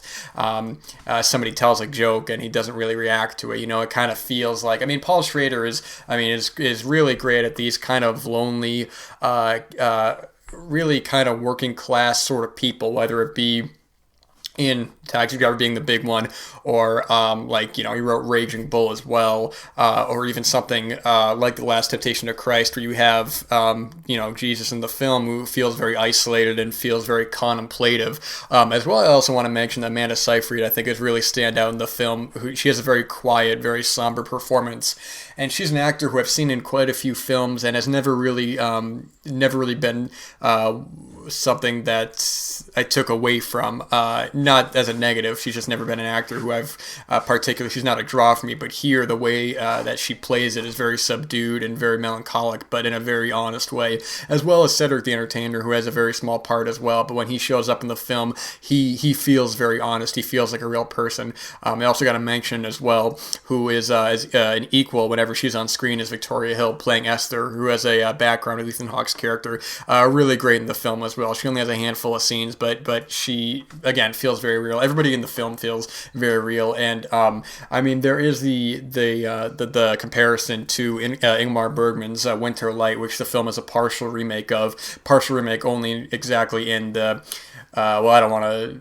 say anything in case you've seen that film and haven't seen First Reformed, but essentially it's not exactly a remake. It more or less remakes certain moments and ideas in that film. But Winter Light as well is also a terrific film that should be seen. But one of Paul Schrader's best films, and where it goes to in the third act is very interesting, and the ending as well is something that I always thought a lot about. I initially didn't know exactly how to interpret where the film goes to, but after this last viewing, I think I have a good idea of not exactly interpretation in terms of ambiguity, but more so about certain choices along the way, without getting into too many details. But this is a brilliant, quiet film, and one of Schrader's best, one of Ethan Hawke's best.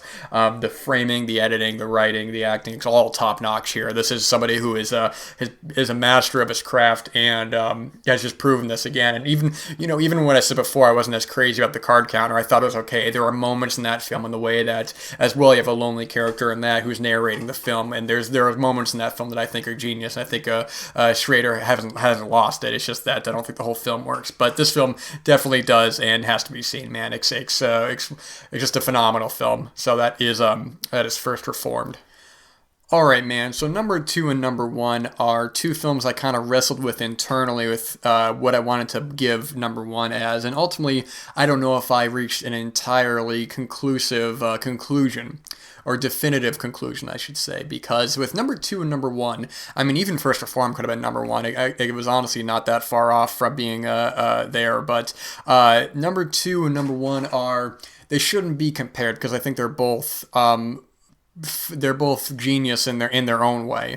They're both different kinds of films, and ultimately, I don't know if I like one more than the other, kind of the same way I was with the 1998 episode, although in retrospect, I do still feel confident in my number 1 choice for that. So here, it could go back and forth. These were both rewatches, and it elicited just really powerful reactions from, in my opinion, one of the most interesting and best science fiction horror filmmakers working right now, Alex Garland. At number 2 is Annihilation. We have to go back. We have to go back now. She's right. I really don't know how much more right she has to be. Okay, and I agree with you. We should go back. Good. Okay, great. There we go. Okay, so the 3 of us can just pack up our... Hold on.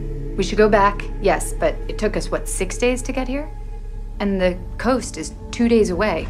You're saying that we get out by going deeper in? Yeah, if you like, yeah. Like? No, I don't like. This isn't some tactic to get us to the lighthouse, is it? I believe that the coast is the best route out. Okay?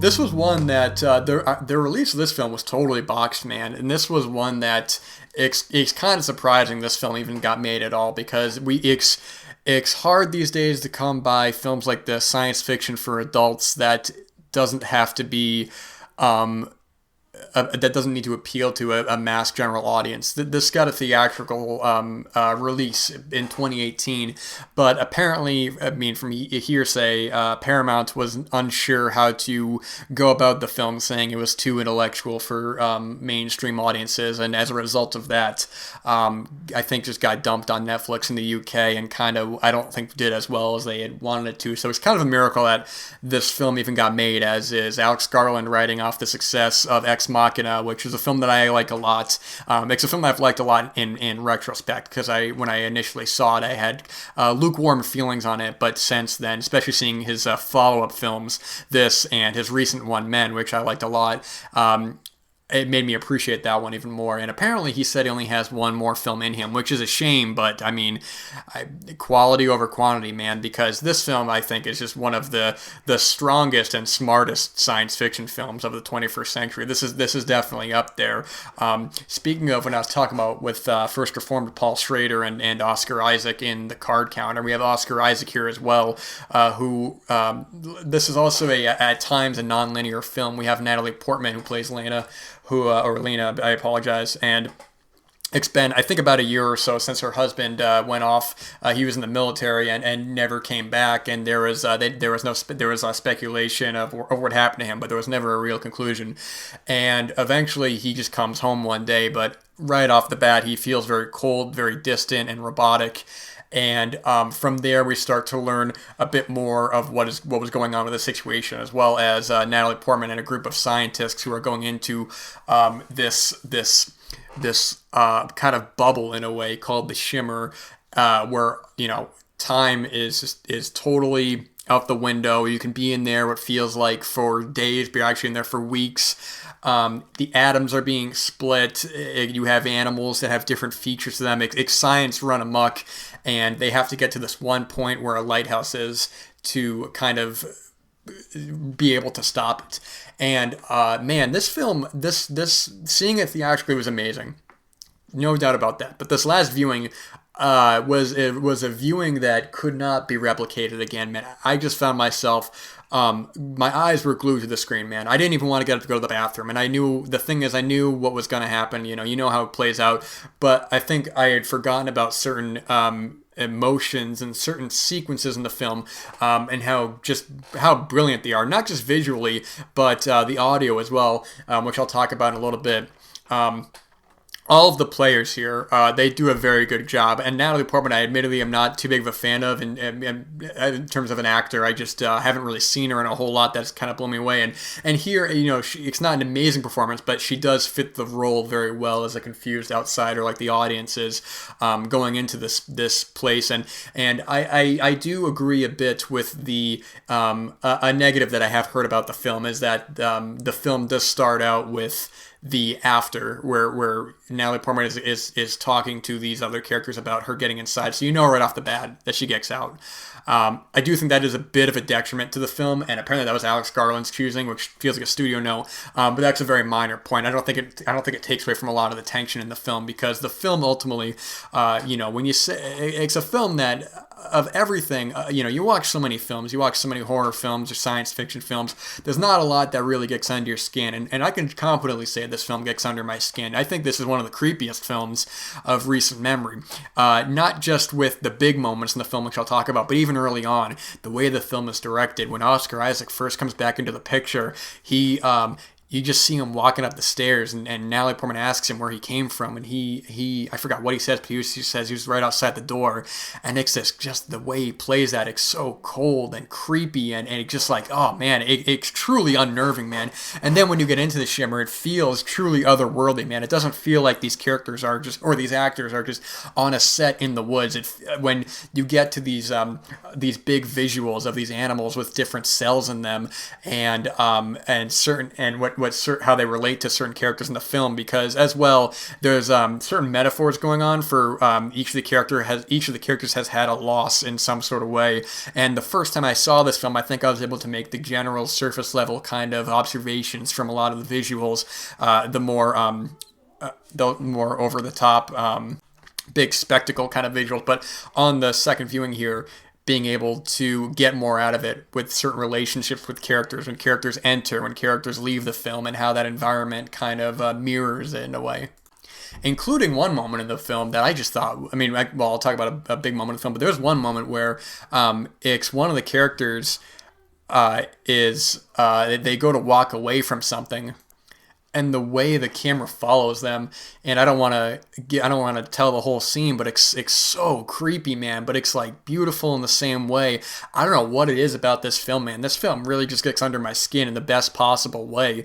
I mean, I don't know if you want to call this a straight up horror film or not. I look at this as just more of a science fiction drama, but this is definitely horrific, man. It has, I mean, there's a sequence which might be a minor, not even a detriment, but there was one moment of the film where, because what's going on in the Shimmer mirrors a lot of events with these characters.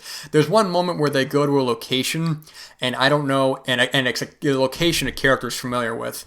And I don't know if that character is aware of it at the time, because they don't address it, and the movie doesn't make a big deal of it. But I thought it was a little peculiar. But that sequence in the middle of the film, which the events in that sequence are so unnerving and so creepy, and it's the one moment that a lot of people come back to, and when I initially first saw it, it was disturbing and it was insane, but seeing it again, my gosh, man, it was just creepy as hell, man, but it works in such a good way that it really just, like, you feel for these characters when this thing is near them. I don't want to give it away in case you haven't seen it, but it works so well. And the real big highlight of the film for me in terms of what totally worked, and God bless Paramount, man, for letting Alex Garland go as far as he did, but I would say the final 20 minutes of the film,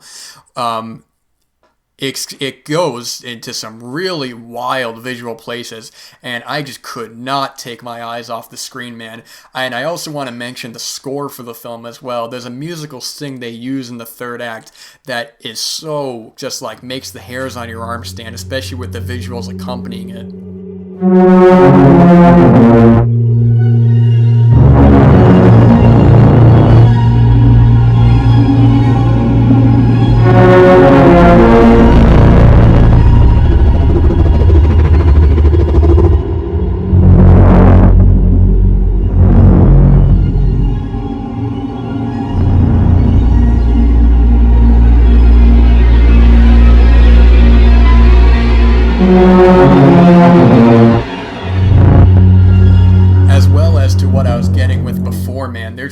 There's just some stuff in that third act, man, where a character discovers something and watches something, and man, I can't tell you enough. It just got under my skin, man. No pun intended for the middle of this film. If you've seen the film, of course, also a great sequence as well. I mean, the movie could easily have just ridden on its visuals, which would have been fine as is, of just going into this otherworldly kind of place. We have these weird, these people who are dying and the plants are coming out of them, or these weird creatures that are scientifically impossible. But the film has so much more going on with the characters and with the events inside mirroring their lives. And man, this is just like the way I watch this film, I'm like, well, I'm watching an artist at work, man. I'm watching a true genius make something that I can't say that I've really seen a whole lot of before, at least done this well and done to this scale. And I just think that, I know that, his follow-up Men, and I think kind of had some mixed reactions on, but I think, and even though I think that's a really great film as well, that's a film that I think the visuals are a little more surface level in that of what it's trying to do. And while the third act of that film does go off the rails and is definitely visually unique, I do think that this is a bit more interesting. But the fact of the matter is, I think that's a great film as well, that Alex Garland is using these sci-fi ideas, these otherworldly kind of visuals, and is able to complement them well with a really good script with it. And if he makes one more film like he says, man, then I'll be there opening night, man, because I think that he's truly one of the most interesting directors and writers working, and this film is just, I think is give me a couple more years, man, I might even go as far as to call it a masterpiece, man, because this film has just stuck with me like few other films of recent memory have. It's just a truly masterful film, and one that we really don't get often, and the fact that it exists at all is kind of a miracle. So at number 2, nearly at number 1, I mean, it could be number 1, it's all subjective, and it's all just numerical, so it doesn't really hold any real value above it. But this is a true masterclass in filmmaking, and just one of the best films of not only 2018, but of recent memory. This is a total phenomenal film. All right, man. So at number one, a film that I was worried that I didn't know if it was going to hold up or not, because when I initially saw this film theatrically, I had such a strong reaction to it. And it can be difficult to revisit certain films you have such a unique experience with, in terms of not just the setting of the film, which wasn't anything to write home about, as they say, but more so the kind of emotions that evoke from your viewing, especially if you know the outcome of certain events in the film. But I can happily say this film is definitely held up, and it could be, I mean, like Annihilation, both of them, it's really hard to kind of pick one over the other. So this is entirely just one number over another, but I can't stress enough this film and Annihilation being just two masterful films from one of my favorite filmmakers working as well. It seems to be a real theme, here for this episode. But either way, from the great Chloe Zhao at number one, this is The Rider. I'd sell Gus, Brady. You can't sell Gus. It's not like you can ride anymore. Ride through the pain. Ain't that right, Brady? You ain't gonna be turning out horses left and right just because your head hurts a little bit now, are ya? You seen Lane? Remember when he went 3 for 3 in Cool Junction and won it? That was a good night for Lane. Sometimes dreams aren't meant to be. It's too bad your mom ain't here. You and her could be stubborn together. Any animal around here got hurt like I did, they'd have to be put down. So yeah, man, this is as well, like First Reformed, is a very quiet film. Unlike First Reformed, this is almost primarily handheld. Man, I don't think there's really any tripod shots to it. We have first-time actor Brady Jandreau, is that how you say his name? Who plays the character Brady as well. This film, I believe, is semi-autobiographical. The majority of this film is all first-time actors, man. Basically, we follow him, and he is someone who's living in, I forgot where exactly he lives at. It's somewhere in the South, but he was somebody who is in the small town, and horse riding and bull riding is a religion down there, where it's sort of like, you fall and you get back up. What's that song? I fall back. I don't know how that song goes. Anyway, but we see the aftermath of a horrible head injury he has, and he's at a point in his life where this is all he knows, man. This is his dream. This is what he is meant to do. And when that is taken away from you, when you have a strong possibility that this will not ever be able to happen again. It's like a reader who becomes blind, or a musician who becomes deaf, You guys see Sound of Metal from a couple years ago? That was a great film too. But this film is very quiet and very contemplative as well, like I was talking about First Reformed, of this character, Brady, who has to go about in his life, where he has his father who doesn't have a whole lot of money, but is going out to the bar and is gambling and drinking. He has his mentally deficient sister who he has to take care of, and he has his friends, but then he also he sees this guy, Lane, who had this horrible accident and has this he's paralyzed, man. He's just got permanent brain damage. As well as still trying to find some way to keep this lifestyle going. He's in denial. He wants to go back and ride the horses, man, and ride the bulls, but he has that slow realization. There are many great sequences in the film where he has to kind of give these things up. There's a great sequence where he goes to a pawn shop and he has his saddle. He has all these things that mean to him, not just on a superficial, physical, this is an item that means a lot to me, but more so in what they represent. Of giving up this saddle is giving up this part of him, man, and his not wanting to accept the reality of it. But at the same time, Chloe Zhao is such a great filmmaker that she never rides in cliche, man. The lot of the film, it's got an interesting combination, because when I talk about first-time actors, man, you could criticize the acting in this film. Some actors are better than others, but I think they all fit with a certain tone of the film. I think Brady is actually a very good actor, and even some of his counterparts who aren't as strong, they fit the overall feeling. So you have those scripted moments that feel scripted, not in a negative way, but more so in an acting way, where it does stand out. But then you have a lot of moments where it feels like a fly on the wall. We see Brady in his day-to-day life trying to overcome boredom. He's working a dull job, but he has these kind of aspirations, I should say, and he wants to kind of feel like he belongs somewhere now that he can't. And people around him are saying, just get back up, you can do it. But realizing that, he looks at Lane, man, and he sees that this could be him next, man. He looks at Lane as sort of just like this, what he could easily turn into if he doesn't kind of find a way to cope with this. And there's another storyline going on in the film about this horse that he is trying to tame as well, which is another part of the film, but it just complements the first half. But I think the films like this, these kind of character films where you have these people, I also love the setting as well. Again, I don't know exactly where it takes place, but I love these kind of films where it's just in the South,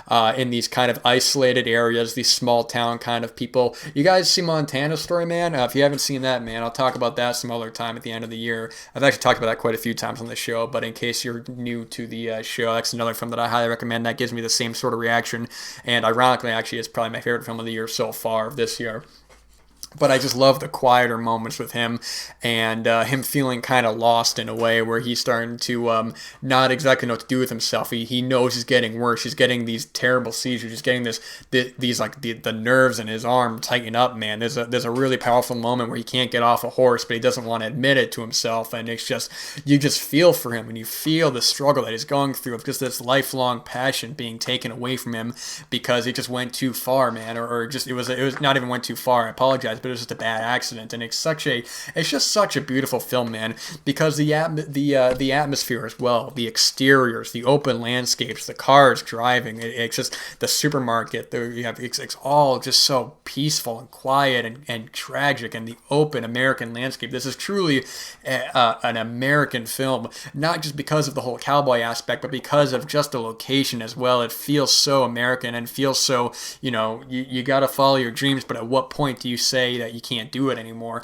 And there's one shot in the film, man, where the first time I saw it, it hit me like a ton of bricks, man. And it's a shot that normally, they don't even make a big thing of. It happens at the very end of this film where Brady looks over, and he looks over at two characters and their reactions, and then his reaction, the way the film is cut, man, above all else, that was the moment that stuck with me in this film. Chloe Zhao has proven herself to be one of the most interesting filmmakers working. I still haven't seen Songs My Brother Taught Me, which is one that I keep neglecting to watch. But seeing Nomadland as well, I got a lot of the same reactions from that film, and I think that was a beautiful film as well, with a great lead performance by Frances McDormand, as well as with the writer feeling very fly on the wall, feeling very. That one feels at times more unscripted because even though that film as well has a lot of first-time actors in that, and I know she did Eternals for Marvel, and that's cool and all, you gotta make money, but I hope that doesn't deter her away from these more personal kind of films. That I just hope that that was just a film she made for them so she can get more recognition. Because when Nomadland won Best Picture, man, I don't give a damn about the Oscars, man. It's all, it is what it is. But the fact is that she's, when I look at my favorite filmmakers working, she's definitely up there, man. And I've only seen 2 of her films out of the 4 features that she's made. And it's just, I feel so strongly about The Rider and Nomadland that for her to already be one of my favorites is something else. I think this is truly just one of the most beautiful films of recent memory. When I talk about Annihilation, of just having this powerful kind of feeling to it, I get a similar kind of feeling here. Not in the same reaction as Annihilation, but that sort of visual storytelling that cinema does, man. This is a beautiful film, and one that even on a rewatch, I just never got out of my head, man. I love this film. I love Chloe Zhao. I love the cast. Everything. This is my favorite film of 2018. Probably my favorite film. This or Annihilation. I don't really know. Either or. I'm not going to pick one over the other. But for numerical sake, this is number 1. So at number 1 is Chloe Zhao's The Rider. So we've reached the end of the list, and I'm going to go through and do a quick rundown of all 100 films that I watched for 2018. I'm just going to go through them. I'm not going to talk about any of them. Just going to go one by one. And if you hear a film that you like that's low, or you think it's too low, you think it's too high, it's all subjective, man. I think 2018 was a really phenomenal year. And I'm looking at this list right now. There's a lot of really, really great films on here. And I think the next Cozy Corner, I'm going to highlight some films that didn't make the list but are worth watching. So let's run down it really quick. So at number 100, my least favorite film that I watched was Madeline's Madeline. Number 99 was Colette. 98 was Mrs. Hyde. 97 was Vox Lux. 96 was Hale County, This Morning, This Evening. 95 was The Heiresses. 94 was If Beale Street Could Talk. At number 93 is Liz and the Bluebird. 92 is Kodachrome. 91 is Hereditary. 90 is 24 Frames. At 89 is Wobble Palace. 88 is Mila. 87 is Paterno. 86 is Come Sunday. At 85, McQueen. At 84, Who We Are Now. At 83, Six Balloons. At 82, Disobedience. At 81, Five Fingers for Marcellus. How do you say that? At number 80 is Love After Love. At number 79 is I Think We're Alone Now. At number 78 is Boy Erased. At number 77 is Hearts Beat Loud. At number 76 is Heavy Trip. At number 75 is Blind Spotting. At number 74 is Crazy Rich Asians. At number 73 is Blockers. At number 72 is Happy as Lazaro. At number 71 is Never Look Away. At number 70 is Long Day's Journey into Night. At number 69 is Cold War. At number 68 is The Image Book, R.I.P. Godard. At number 67 is The Debt Collector. At number 66 is Ash is Purest White. At number 65 is Of Fathers and Sons. At number 64 is Dark River. At number 63 is Mary Goes Round. At number 62 is Sweet Country. At number 61 is Paper Year. And at 60 is Capernaum. At 59 is Journey's End. At 58 is Amanda. At number 57 is Chappaquiddick. At number 56 is Black 47. At 55 is The Wolf House. At 54 is Shadow. At 53 is Destroyer. 52 is Widows. At 51 is Custody. And at 50 is Asako 1 and 2.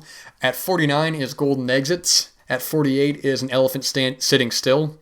At number 47 is Den of Thieves. At number 46 is The Land of Steady Habits. At 45 is Toombad. At number 44 is And Then I Go. At number 43 is Small Town Crime. At number 42 is Three Identical Strangers. And at 41 is Thoroughbreds. At 40, The Kindergarten Teacher. 39, Border. 38, Roma. 37, John McEnroe, In the Realm of Perfection. At number 36 is Support the Girls. 35 is In the Aisles. 34 is The Old Man and the Gun. 33 is American Animals. 32 is Minding the Gap. And 31 is Private Life. At number 30 is Caliber. 29 is Free Solo. At number 28 is Burning. At number 27 is We the Animals. At number 26 is Mission Impossible Fallout. At number 25 is A Prayer Before Dawn. At number 24 is At Eternity's Gate. At number 23 is Stan and Ollie. At number 22 is Shoplifters. And at number 21 is Beautiful Boy. At number 20 is The Captain. At number 19 is The Favorite. At number 18 is Sorry to Bother You. At number 17 is On My Skin. At number 16 is Green Book. At number 15 is Overlord. At number 14 is Juliet Naked. At number 13 is The Night Comes for Us. At number 12 is They'll Love Me When I'm Dead. And at number 11 is Filmworker.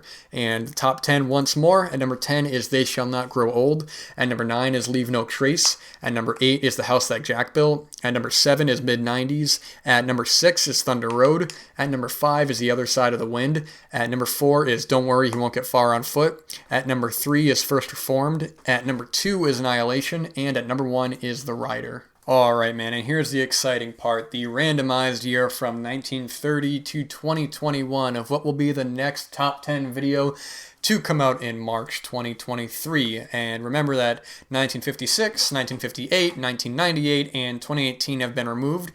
So, can I get a drum roll, please? Thank you. So, the next top 10 list year will be 2021. Jeez Louise, man, I'm going to be doing a lot of rewatches. Alright, man, well, come back in March. We're going to do the top 10 favorite films of 2021. Alright, guys, thank you so much for listening again. New Cozy Corner of Cinema will be coming on Friday, like always, and that's all I got, man, so all the best. And cut. Perfect. Print it. Let's move on.